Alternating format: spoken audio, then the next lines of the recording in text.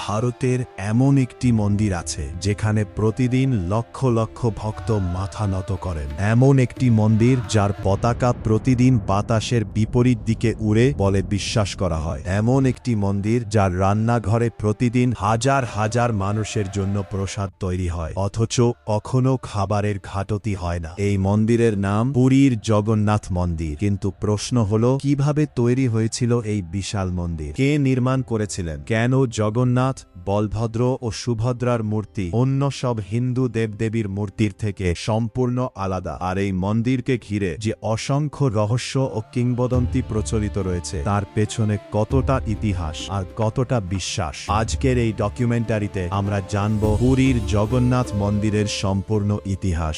ভারতের ওড়িশা রাজ্যের বঙ্গোপসাগরের তীরে অবস্থিত পুরী। হিন্দু ধর্মে 4 ধামের একটি হল এই পুরী। অন্য 3টি হল বদ্রীনাথ, দ্বারকা এবং রামেশ্বরম। হাজার বছরেরও বেশি সময় ধরে এই স্থান ভক্তদের কাছে মোক্ষ লাভের অন্যতম তীর্থক্ষেত্র হিসেবে পরিচিত। তবে জগন্নাথ মন্দিরের ইতিহাস বর্তমান পাথরের মন্দির দিয়ে শুরু হয়নি। এরও বহু আগে এই স্থানে নীল মাধব নামে ভগবান বিষ্ণুর এক গোপন উপাসনা প্রচলিত ছিল বলে প্রাচীন কাহিনীতে উল্লেখ রয়েছে।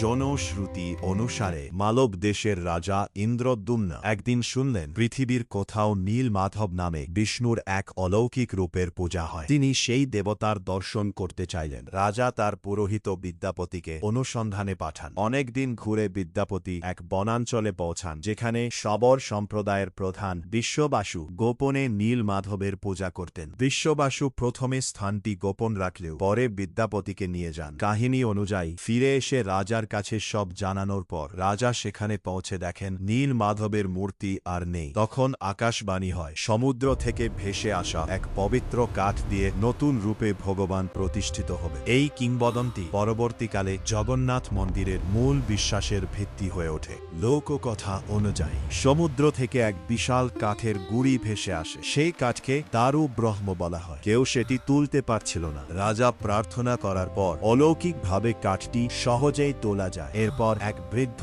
কারিগর এসে বলেন তিনি দেবমূর্তি তৈরি করবেন, তবে একটি শর্ত, 21 দিন দরজা খোলা যাবে না। রাজা সম্মতি দেন, কিন্তু কয়েকদিন পর ভেতর থেকে কোনো শব্দ না আসায় রানী উদ্বিগ্ন হয়ে দরজা খুলে দেন। দেখা যায় কারিগর নেই, আর দেবমূর্তিগুলোর হাত পা সম্পূর্ণ তৈরি হয়নি। হিন্দু বিশ্বাস অনুসারে সেই কারিগর ছিলেন স্বয়ং বিশ্বকর্মা। তাই আজও জগন্নাথ, বলভদ্র ও সুভদ্রার মূর্তি অসম্পূর্ণ রূপে পূজিত হন।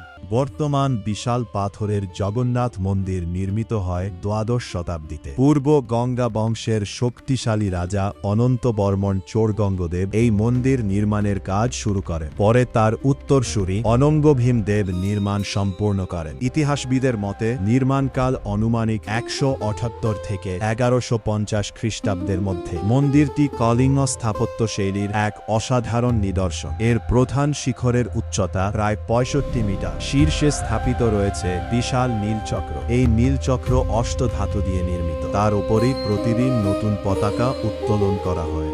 আজ থেকে প্রায় 900 বছর আগে এত বিশাল মন্দির কিভাবে তৈরি হয়েছিল? সেই সময় আধুনিক যন্ত্র ছিল না, তবু হাজার হাজার শ্রমিক, কারিগর, ভাস্কর এবং প্রকৌশলী বছরের পর বছর পরিশ্রম করে এই মহাকীর্তি নির্মাণ করেন। বড় বড় পাথর দূরবর্তী খনি থেকে আনা হতো। বিশাল ঢালুপথ তৈরি করে হাতি ও মানুষের সাহায্যে পাথর উপরে তোলা হতো বলে গবেষকদের ধারণা। লোহার ক্ল্যাম্প এবং পাথরের নিখুঁত জোর ব্যবহার করে স্থাপত্যকে শক্তিশালী করা হয়। আজও শতাব্দীর পর শতাব্দী ধরে মন্দিরটি দাঁড়িয়ে রয়েছে।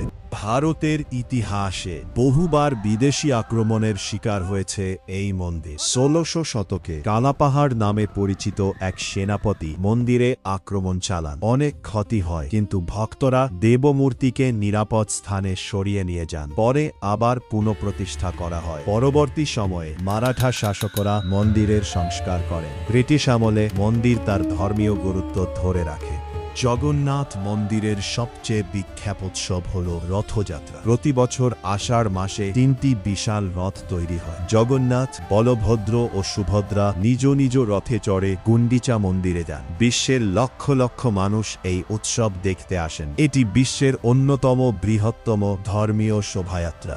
জগন্নাথ মন্দিরের অন্যতম অনন্য প্রথা হল নবকলেবর। নির্দিষ্ট বছর অন্তর যখন আষাঢ় মাসে 2টি পূর্ণিমা পড়ে তখন দেবমূর্তিগুলি নতুন পবিত্র নিমকাঠ দিয়ে পুনর্নির্মাণ করা হয়। এই কাঠ নির্বাচন অত্যন্ত গোপনীয় নিয়ম মেনে করা হয়। পুরনো মূর্তির অন্তর্গত পবিত্র ব্রহ্ম পদার্থ নতুন মূর্তিতে স্থানান্তর করা হয়। এই আচার গভীর ধর্মীয় বিশ্বাসের অংশ এবং এর বহু ধাপ সাধারণ মানুষের জন্য উন্মুক্ত নয়। জগন্নাথ মন্দিরকে ঘিরে বহু জনপ্রিয় বিশ্বাস রয়েছে। অনেকে বলেন মন্দিরের পতাকা সব সময় বাতাসের বিপরীত দিকে উড়ে, আবার কেউ বলেন প্রধান গম্বুজের উপর দিয়ে কোনো পাখি উড়ে না। এছাড়াও মন্দিরের রান্নাঘর নিয়ে নানা অলৌকিক কাহিনী প্রচলিত আছে, তবে এসব দাবির অনেকগুলোর বৈজ্ঞানিক প্রমাণ স্পষ্টভাবে প্রতিষ্ঠিত নয়। কিছু ঘটনার ব্যাখ্যা স্থাপত্য, বায়ুপ্রবাহ বা স্থানীয় পরিবেশের মাধ্যমে দেওয়ার চেষ্টা করেছেন গবেষকেরা। আবার কিছু বিষয় আজও মূলত